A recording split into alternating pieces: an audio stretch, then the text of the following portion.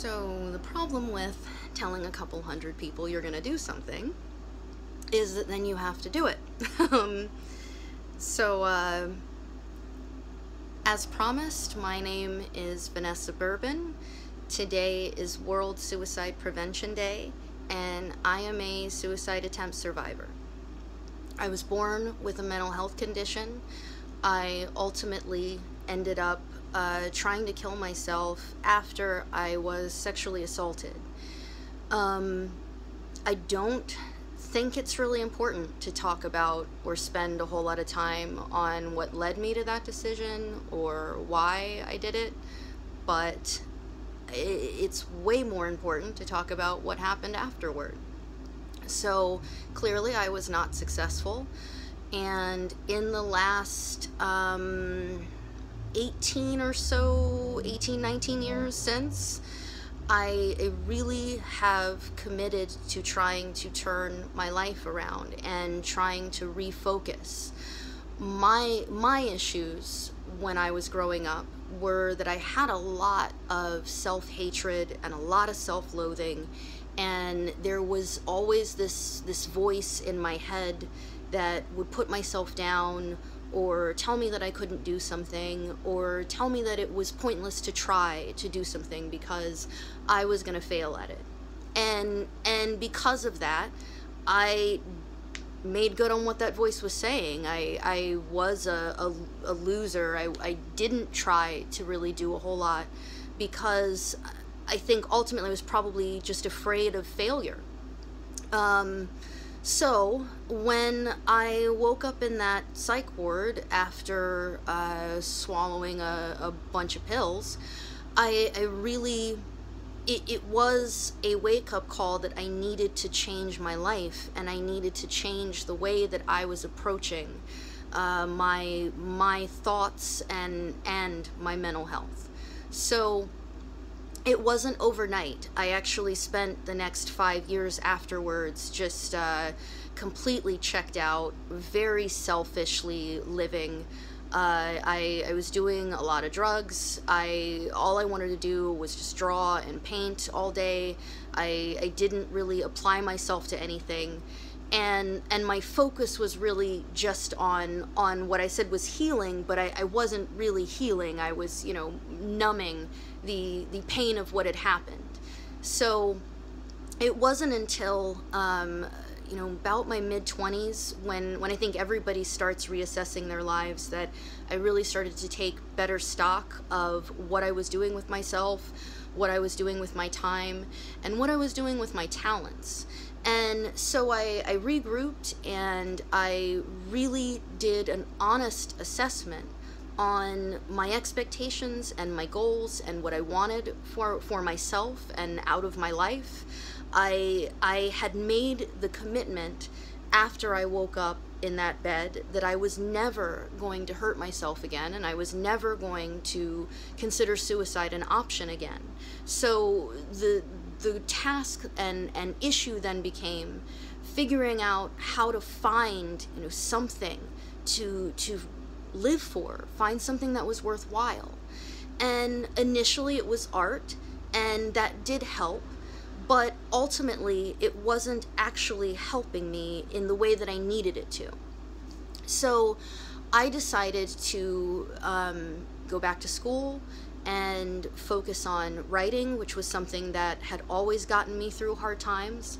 And in this instance, I had to stop putting off trying because I still had these lofty ideas that I was going to be the next, Hunter S. Thompson, or I was going to be, I was going to write the next great American novel. I had to let myself be realistic, and I had to forgive myself for being realistic and saying, it's okay. It's okay if you're not going to get to that point.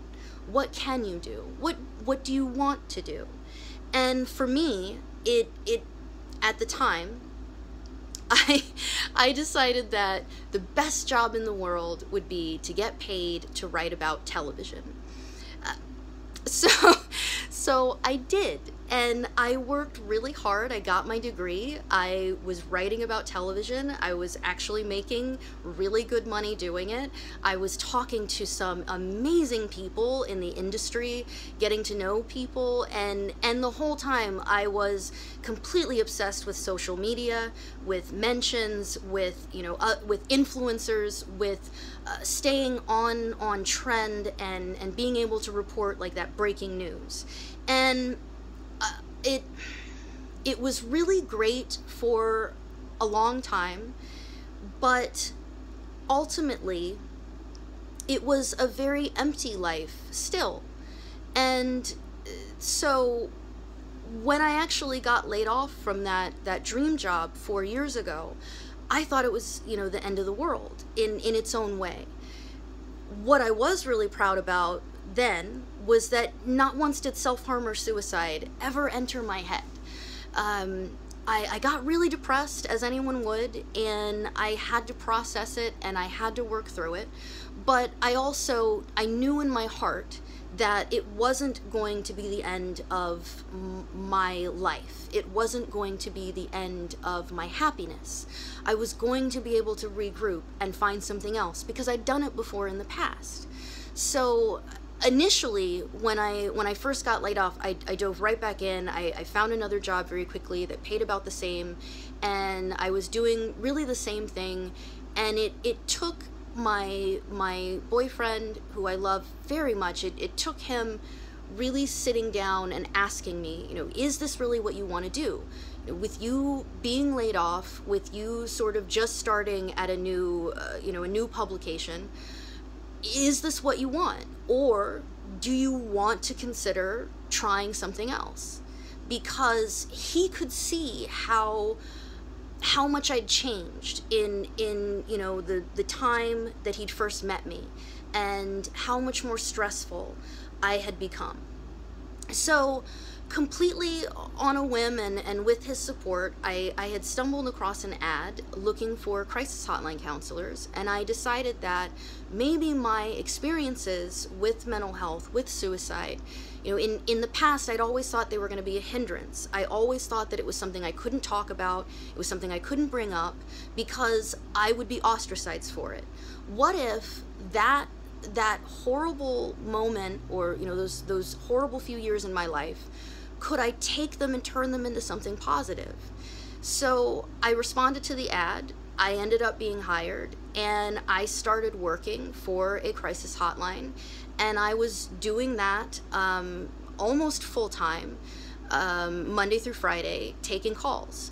And it really changed and fulfilled my life in a way I had never expected. I thought that I was going to be able to help other people, and really they were helping me.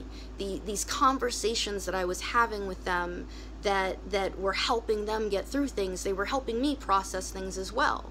So that's one thing, as an aside, if you're thinking about it, if you think you can handle it, volunteering at a crisis hotline could be very helpful and therapeutic for you. And don't believe the lie that your own experiences with a mental health issue would somehow hinder you from doing it. If you can handle it, again, you have to do a real assessment of yourself. But if it's something that you think you could handle, people need our voices. The people on those lines, they need to talk to people that have been there. They need to talk to people that know where they're coming from. And that's what I'll say to people. I may not have been through the exact experience that you went through, but I do understand what it's like to have that self-loathing, to think about hurting yourself. I do know that. And that can really unlock doors with people.